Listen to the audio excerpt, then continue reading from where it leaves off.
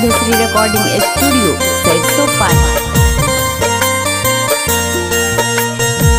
अभी आप सुन रहे हैं मनोज लाल यादव के आवाज में।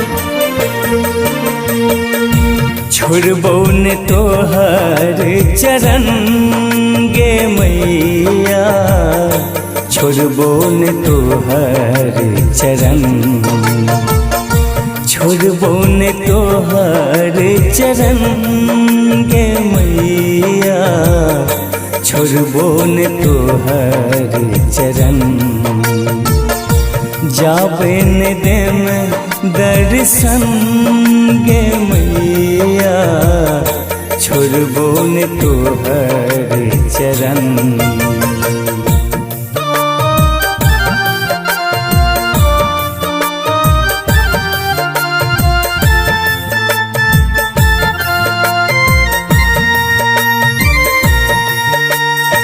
Siddheshwari recording studio सैरसोपाही।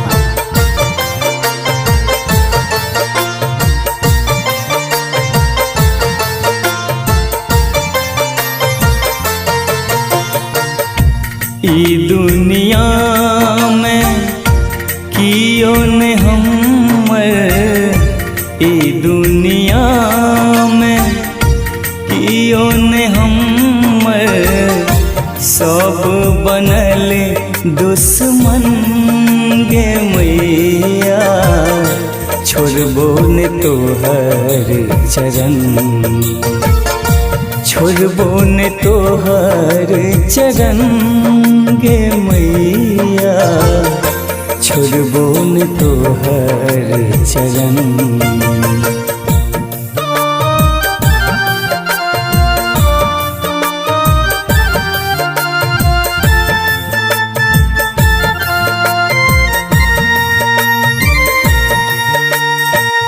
Siddheshwari recording studio सैरसोपाही।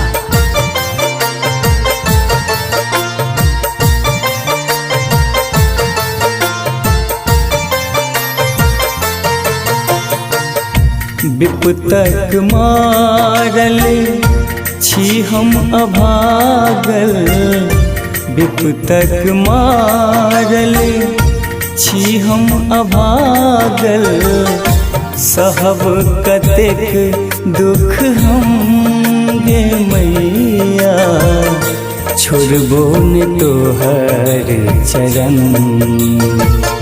छोड़बो ने तोहर चरण गे मैया, छोड़बो ने तोहर चरण।